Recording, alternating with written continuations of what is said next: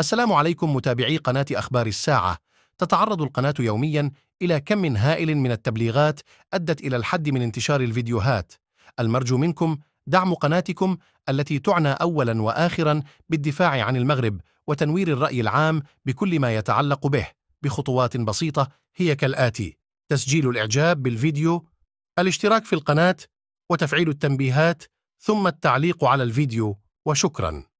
Regret les événements qui sèment encore davantage la cisanie entre les deux peuples marocains et algériens et le fossé d'incompréhension qui se creuse et le fossé de tension qui ne cesse de se creuser entre l'Algérie et le Maroc. Hier, depuis l'annulation du match demi-finale de la confédération de la CAF pour la Confédération africaine de football, c'était la demi-finale USMA face à la Renaissance sportive de Berkane. Le match, comme on l'avait prévu, fait Algérie-Pat, il avait été annulé. On a suffisamment commenté les dessous des enjeux de cette annulation. Maintenant, la polémique se poursuit. Ça fait plus de 3 jours que ça dure, depuis le 19 avril dernier, date à laquelle la délégation sportive du club marocain du RS Berkane est arrivée à l'aéroport international d'Alger. Et depuis, il y a eu une succession de séquences. Et à chaque séquence, apporte un nouveau lot de polémiques, de tensions et d'hostilité. Et c'est clairement, ce n'était pas un match de football, c'était un match de géopolitique. C'était un match de géopolitique qui opposait le Maroc à l'Algérie. Et qui continue d'opposer le Maroc à l'Algérie, ou l'Algérie au Maroc, c'est selon quand vous voulez le formuler, et qui va finir devant les instances internationales de l'arbitrage, notamment le tribunal arbitraire du sport, qui est situé à Lausanne, et qui devra donc trancher sur ce litige. Sauf que le problème, cette fois-ci, l'Algérie, force est de constater, n'affronte pas le Maroc uniquement, elle affronte les instances dirigeantes du football africain. Parce qu'hier, qu'est-ce qui s'est passé? La Confédération africaine de football était claire, nette et précise. C'est elle qui dirige les règles, qui établit les règles du fonctionnement du football africain. C'est sa compétition. C'est une compétition qui appartient à la Confédération africaine de football. Elle s'appelle la Coupe de la Confédération de la CAF. C'est elle qui édicte les règles et c'est elle qui veille sur le bon déroulement. Et elle a donné des instructions qui sont claires. À 2 reprises, elle a désavoué l'Algérie, en 24 heures. Et la Confédération africaine de football, à 2 reprises, elle a soutenu le club marocain du RS Berkane. Et donc, à 2 reprises, elle a soutenu les positions marocaines dans cette affaire. Nous allons essayer dans cette émission d'analyser froidement et objectivement, finalement, qui est sorti vainqueur, qui est sorti perdant, et quelles seraient les perspectives de ce conflit. Alors, passons du point de vue algérien. Comme nous sommes un média algérien, on parle dans le point de vue algérien. Dans le point de vue algérien, hier, le 21 avril 2024, tous les médias algériens ont crié victoire. Il y a eu une diffusion des réseaux sociaux, était dans une situation de branle-bas de combat.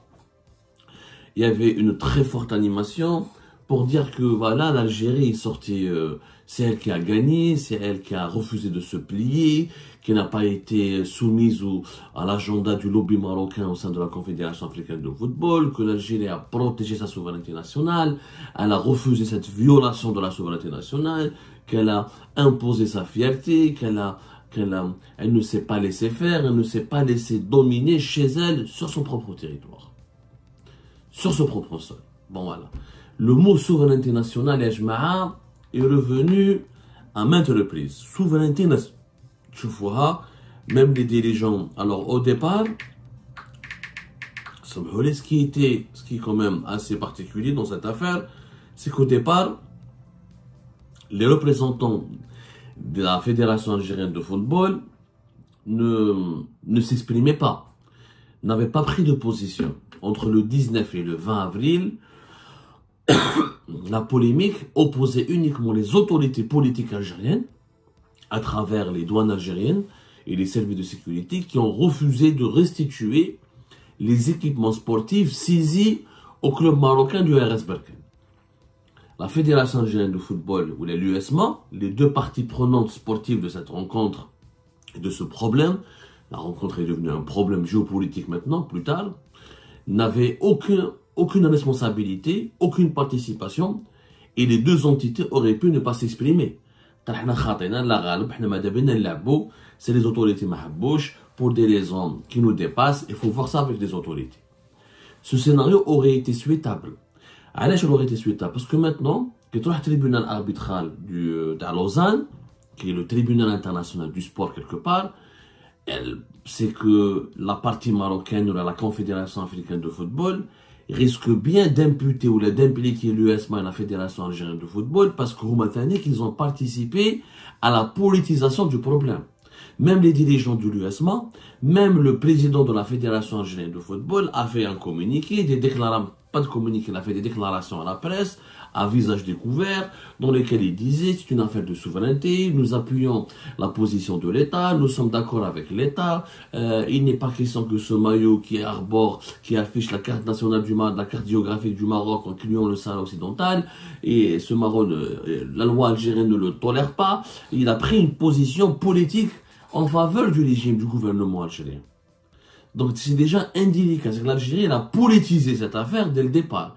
Alors que la Confédération africaine de football, elle a, du point de vue de son règlement, qu'il n'y a pas de problème. Et elle n'a pas parlé de violation de souveraineté, elle n'a pas parlé de politique. Pour le moment, personne ne parle de politique à l'exception de la partie algérienne. Quand tu dis que c'est une violation de la souveraineté nationale, c'est déjà un mot extrêmement dangereux. À la belle, comme dans un procès, moi j'ai eu plusieurs procès ici en France, où je trouve comme le fonctionnement de la justice européenne. Il dit que le détail le diable se cache dans les détails. Et souvent, on gagne des procès ici en Europe grâce à des éléments de langage, grâce à leur utilisation ou leur utilisation dans un certain contexte précis. Et on juge ensuite ce qui a été dit et les intentions qui ont motivé l'acte. Et est-ce que les intentions sont pénalement ou ont porté préjudice à la victime ou à la partie adverse, ou est-ce que les intentions collent réellement aux actes, ou est-ce que les intentions et les actes sont réellement une infraction.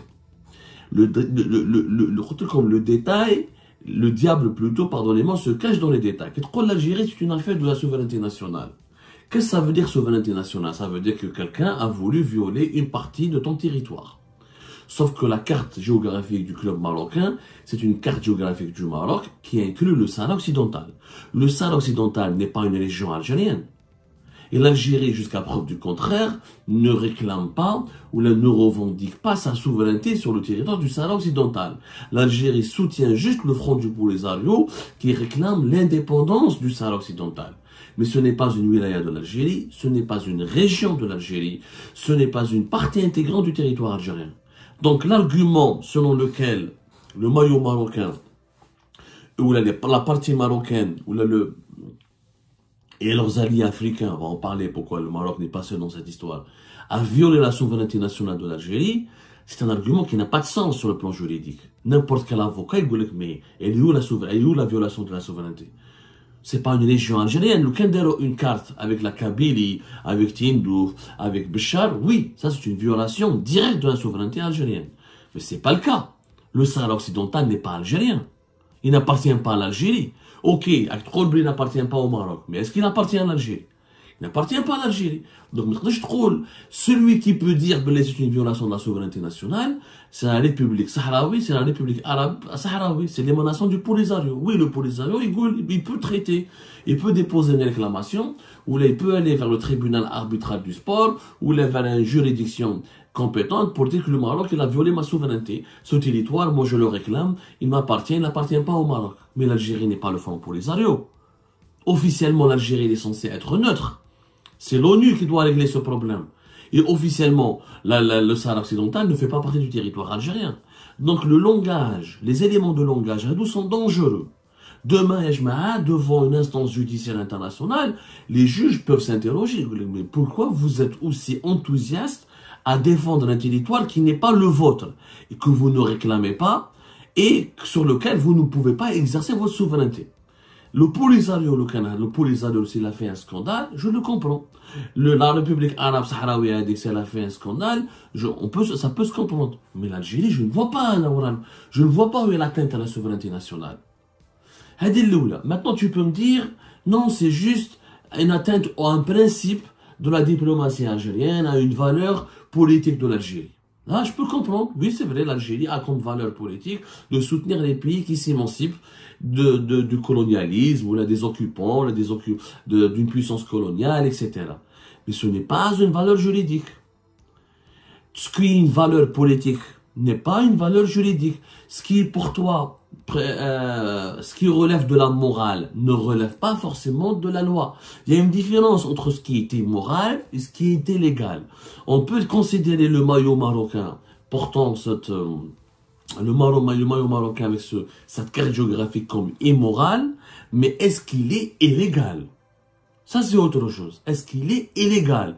On a un droit dans des considérations juridiques. Il faudra utiliser des articles de loi et des cris avec des arguments juridiques. J'ai eu des arguments moraux. On n'est pas dans la morale, on n'est pas dans la philosophie, on est dans le droit. Il y a une différence entre immoral et illégal. L'Algérie a interdit à la saisie ces maillots du club marocain en parlant d'illégalité. Elle ne parlait pas d'immoralité. Je ne fais un mot. C'est le premier point qui risque de causer problème à l'Algérie. Le deuxième point, qui chauffe les autorités algériennes à travers les médias algériens, et pas mal d'Algériens d'ailleurs, sur les réseaux sociaux, ont crié victoire. C'est l'Algérie qui est sortie vainqueur, parce que nous avons empêché les Marocains, le lobby marocain, de faire une démonstration de force à Alger, sur la pelouse du 5 juillet, et on a empêché les Marocains de faire de la publicité à leur expansionnisme, à leur colonisation du Sahara occidental. Ça peut se comprendre, oui, on peut concéder que l'Algérie n'a pas cédé. Effectivement, elle s'est rebellée et elle s'est comportée de façon inédite et elle a, elle a bousculé un petit peu les instances du football africain, elle a bousculé l'actualité africaine, elle a dit non. Oui, l'Algérie, elle a dit non, et le maillot marocain, la carte géographique du Maroc, incluant le Sahara occidental, n'a pas pu être affiché sur le sol algérien. Ceci dit, cette polémique, elle a permis une médiatisation exceptionnelle de cette affaire. La médiatisation de ce maillot du RS Berkane et la médiatisation de la carte géographique du Maroc, elle bénéficie pas à l'Algérie, elle bénéficie au Maroc. Le monde entier se met bien à la polémique. Des pays africains, des médias africains, les médias européens, les médias français, allez voir, faites une recherche dans les médias et vous allez voir que beaucoup de médias internationaux ont rapporté cette affaire en disant tout simplement que Mala Benesh, qu'est-ce qui s'est passé, c'est inédit, c'est hallucinant pour un simple maillot, et beaucoup ont découvert l'existence de ce maillot, voire même l'existence de ce club marocain qui est la Renaissance sportive de Berkane, c'est pas l'Uided, c'est pas le Raja de Casablanca, c'est pas un grand club qui a une grande histoire, il a émergé récemment, il est moyennement connu sur la scène africaine, mais il est pratiquement inconnu sur la scène internationale. Et du coup, il y a eu une exposition médiatique, il y a eu un buzz qui est mondial et qui ne profite pas à l'Algérie, parce que tout le monde maintenant est intrigué, c'est quoi ce maillot, c'est quoi cette carte géographique, c'est quoi cette histoire du Sahara occidental. Troisième problème, qui n'a pas été un abus, tu es vainqueur. D'abord, on ne peut pas dire qu'on a gagné ou qu'on a perdu, parce que pour le moment, la Confédération africaine de football n'a pas pris une décision. Elle a fait un communiqué pour dire qu'elle s'excuse pour ce qui s'est passé en Algérie, que le match n'a pas pu avoir lieu. La CAF s'excuse pour tout inconvénient causé à nos sponsors, partenaires, partenaires TV et supporters. Et elle a dit juste que l'affaire sera portée devant les instances compétentes. Donc, pour le moment, les Algériennes et les Algériens qui ont crié à la victoire parlent d'une victoire politique et symbolique. Mais sur le plan juridique, rien n'a été encore décidé, ni au niveau africain, ni au niveau international. Et les suites, la CAF doit d'abord déclarer qui a gagné, à qui elle va attribuer cette victoire de ce match. Et si l'USMA, elle perd 3-0, c'est déjà pas une victoire pour l'Algérie, ça veut dire que la CAF va désavouer, c'est la Confédération africaine de football désavoue pour la 3e fois l'Algérie, ça sera vraiment une humiliation pour notre pays, on ne peut pas parler de victoire. Ensuite, c'est au niveau du tribunal arbitral du sport à Lausanne, si l'Algérie ne gagne pas son procès, là on ne peut pas parler de victoire. Parce que créer victoire dans les médias, les victoires ne sont pas décrétées dans les médias, ou là sur les réseaux sociaux. Elles sont décrétées devant des instances compétentes et spécialisées dans ce genre de litige, et que c'est à ces instances de dire qui a gagné, qui a perdu. Mais on offre les victoires symboliques et politiques. Il faut savoir que Pourquoi pour moi, il ne s'agit pas d'une victoire? Comme je suis un Algérien, j'ai un esprit très critique, j'aime mon pays, je suis patriote, mais le patriotisme ne doit pas aveugler ma lucidité. كي تقول لي بلي انا راني ربحت لازم نفهموا حاجه يا جماعه الخير بلي هذا le club sportif du RS Berkane هذا le maillot il a commencé toute la saison 2023-2024 notamment depuis les phases préparatoires, les phases de groupe jusqu'à la demi-finale. Le RS Berkane, il a joué avec ce maillot dans plusieurs pays africains. Je dis bien dans plusieurs pays africains. Donc on comme Winlab avec ce maillot, le RS Berkane. Les joueurs marocains ont utilisé ce maillot avec la carte géographique représentant le territoire marocain qui inclut le territoire du Sahara occidental. Ils l'ont utilisé au Mali contre le Stade malien. Ils l'ont utilisé en Afrique du Sud contre un club qui s'appelle Sekouhone en Afrique du Sud. Au Congo, le Congo-Kinshasa, contre un club qui s'appelle les Diables Noirs. Et en Libye, contre un club qui s'appelle Abou Salem. Ni le Mali, ni l'Afrique du Sud, ni le Congo, ni la Libye n'ont protesté contre ce maillot marocain. Il n'y a que l'Algérie qui a protesté. Et pourtant, l'Afrique du Sud, elle reconnaît le Polisario. Elle ne reconnaît pas l'africanité, elle ne reconnaît pas la marocanité du Sahara occidental.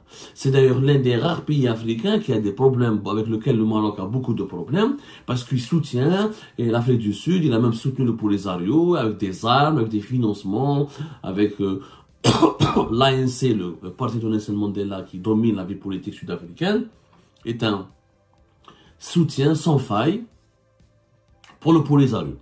Et l'Afrique du Sud n'est pas du tout un pays pro-marocain. Mais pourtant, les Sud-Africains, les autorités sud-africaines n'ont pas protesté. Est-ce qu'elles ont protesté qui a été approuvé par la Confédération africaine de football depuis le début de la saison et qui est utilisé régulièrement. Tous les matchs à l'extérieur de la Renaissance sportive de Berkane, c'était le maillot.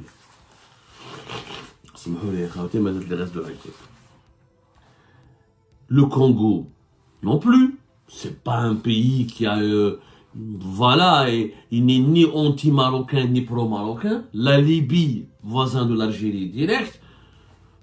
Le Mali, il a même des rapports avec le Polisario. Le Mali ne reconnaît pas aussi officiellement la marocanité du Sahara occidental. Même si ces dernières années, il s'est beaucoup rapproché du Maroc, mais le Polisario est reconnu aussi par le Mali. Il y a même des relations entre l'État malien et des représentants du Polisario. À aucun de ces pays-là n'a fait scandale. Yani, qui te une victoire. Pourquoi les autres pays africains n'ont pas fait scandale, n'ont pas protesté, ils ont accepté que ce maillot soit affiché ou arboré ou que ce maillot soit utilisé sur leur territoire. Ça veut dire que les autres pays africains ne considèrent pas la Sahara occidentale comme leur souveraineté nationale et qui ne sont pas attachés à la cause du Sahara occidental réellement et qui ne considèrent pas ce dossier ou ce conflit comme un motif suffisamment grave ou sérieux pour enclencher des protestations officielles et pour créer un bras de fer. Ce qui confirme quoi? Ce qui confirme que l'Algérie est isolée sur le plan africain. Qu'il n'y a que l'Algérie qui fait un scandale d'État autour du Sahara occidental. Les autres pays africains, mais la benhamch. Et pourtant, on parle d'une compétition africaine. Ce n'est pas une compétition entre l'Algérie et le Maroc, c'est une compétition continentale africaine. On parle de la scène sportive et géopolitique et diplomatique africaine. Sur cette scène géopolitique et diplomatique et sportive africaine, l'Algérie est isolée. Elle est la seule qui a protesté. Ni le Mali, ni l'Afrique du Sud, ni le Congo, ni la Libye. Où il y a la Renaissance sportive de Berkane. Et puis, qui dit que les autorités algériennes, ou les médias algériens, ou les sportifs algériens, c'est une provocation de la part des Marocains. C'est pas du tout vrai. Cet argument n'a pas de sens. Pourquoi? Parce que les joueurs marocains, ils ont utilisé le même maillot en Libye, en Afrique du Sud, au Congo et au Mali. Pourquoi les Maliens, tous les Sud-Africains et les Libyens n'ont pas considéré ça comme une provocation? Pourquoi il n'y a que les Algériens qui considèrent ce maillot comme étant une provocation? Parce qu'il n'y a que l'Algérie qui se sent extrêmement ou étroitement concernée par la question du Sahara occidental. Mais ce n'est pas le cas des autres pays africains. Qui s'en foutent clairement, y compris l'Afrique du Sud. Hein. y compris l'Afrique du Sud, qui est encore une fois l'un des plus importants bailleurs de fonds du Polisario, l'un des plus importants soutiens de la République arabe sahraoui démocratique, la fameuse RAST. Ils n'ont pas protesté, les Sud-Africains. Donc, en réalité, moi je me dis que c'est une victoire, les lectures me font peur. J'ai l'impression que c'est plus une confirmation de l'isolement de l'Algérie. Il n'y a que nous qui protestons pour le Sahara occidental. Donc, ou c'est le Maroc qui est trop fort, ou c'est les autres pays africains qui s'en foutent. Pour eux, la question du Sahara occidental, c'est pas important. Dans les deux cas, ce n'est pas en faveur de l'Algérie, parce que l'Algérie devra s'expliquer, et quand il nous s'expliquer à la communauté internationale et africaine,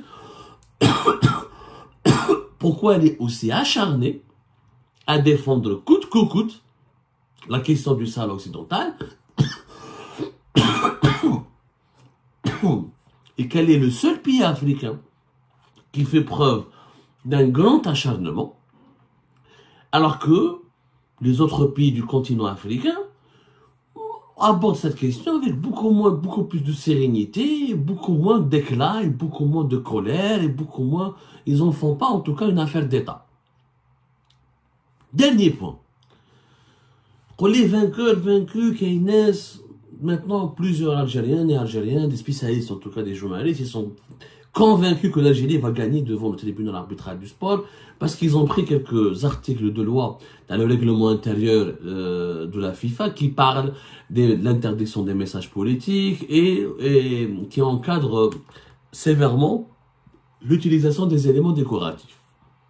C'est vrai, ces articles existent. On doit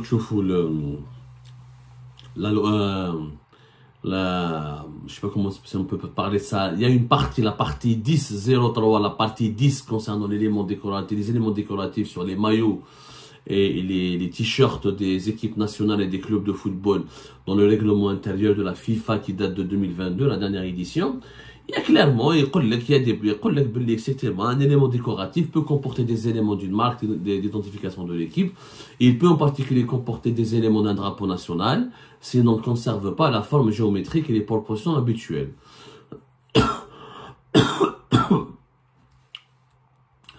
Et par exemple, le point 10.3, un élément décoratif ne peut pas représenter le visage ou l'identité d'une personne, la forme d'un pays ou d'un territoire ou en donner l'impression. C'est vrai, ces articles existent. Mais force est de constater que plusieurs pays utilisent des maillots avec comme élément décoratif leur territoire. La Mauritanie, la Côte d'Ivoire en Afrique, l'Afrique du Sud il n'y a pas longtemps, l'Ukraine il n'y a pas longtemps, Chypre il n'y a pas longtemps. Vous pouvez voir aujourd'hui, il y a une allez-y sur Internet, il y a une flopée de maillots internationaux dans les équipes, dans les sélections nationales. Maintenant, est-ce que c'est ce cas? Est-ce que c'est parce que c'est un club? Même dans les cas des clubs, il y a des cas précis, il y a plusieurs cas de clubs africains ou internationaux des autres continents qui ont affiché des éléments décoratifs avec la forme d'un pays ou d'un territoire. Est-ce qu'ils sont hors la loi? Je ne sais pas. En tout cas, les instances en charge de l'homologation de ces maillots n'ont pas soulevé une entorse à la loi puisqu'ils ces maillots ont été homologués. Maintenant, peut-être que la FIFA n'est pas assez vigilante ou là n'est pas assez stricte avec l'application de cette loi. Ça, on va voir ce que dira le tribunal arbitral du sport. Parce que rappelle, comme dans le monde juridique, il y a la loi, il y a l'interprétation de la loi. Il y a la loi, il y a l'interprétation de la loi et l'appréciation des juges. Le juge les lois sont interprétées de façon différente, que ce soit la partie coupable ou la partie victime. Ensuite, il y a l'appréciation du juge. Est-ce qu'un drapeau est un élément décoratif? Mais la benèche. Parce que dans ce cas-là, dans le cas du club de Renaissance sportive de Berkane, ils n'ont pas montré, ils ont montré un drapeau, un territoire avec la couleur d'un drapeau. C'est assez compliqué. L'Algérie peut avoir raison, si elle est bien défendue. la CAF, encore une fois, parce que l'Algérie ne va pas affronter les instances sportives marocaines, elle a maintenant un problème avec les instances sportives africaines. Et la question qui se pose, est-ce que la CAF n'ont pas de consultants juridiques? Est-ce qu'ils n'ont pas fait attention au départ? Est-ce qu'ils n'ont pas eu des consultations? Des rumeurs de leur communiqué hier, le 21 avril, qu'il y a l'Algérie qui m'a dit notre décision, elle est susceptible, va faire appel au niveau du tribunal arbitral du sport. Le tribunal arbitral, le TAS de Lausanne. Donc la CAF semble être assez sûre d'elle-même. Et avant d'entrer dans un conflit judiciaire ou dans un procès, normalement, on fait tu fais une expertise, tu demandes des avis, mais est-ce que tu as consulté des cabinets spécialisés? Est-ce que tu as consulté des experts? Est-ce que tu as vu des antécédents, des affaires antécédentes comme ce genre de dossier? Qu'est-ce que le TAS il a prononcé comme verdict? Donc, tu impliques un pays, c'est pas un problème entre Tebboune, entre Mohamed VI. C'est un problème entre maintenant l'Algérie tout entière et les instances dirigeantes du football africain tout entière. Donc, il faut s'armer et se préparer juridiquement et calculer les risques d'une victoire, les chances d'une victoire et les risques d'une défaite. Parce qu'une deuxième défaite ou une troisième défaite après les deux désaveux premiers de la Confédération africaine de football serait catastrophique et chaotique pour l'Algérie. Pour sa crédibilité, pour son prestige, le préjudice sera énorme. Sans balai, mais sur le plan sportif. Est-ce que l'USMA sera sanctionné ou pas? Est-ce que la Fédération algérienne de football sera sanctionnée ou pas? Il peut avoir de graves conséquences. Hein. Si l'Algérie perd au niveau du tribunal arbitral du sport et si la Confédération africaine de football elle est confortée dans ses décisions, la CAF peut exclure l'Algérie, peut exclure l'USMA pendant un certain nombre d'années, avec des fortes amendes financières.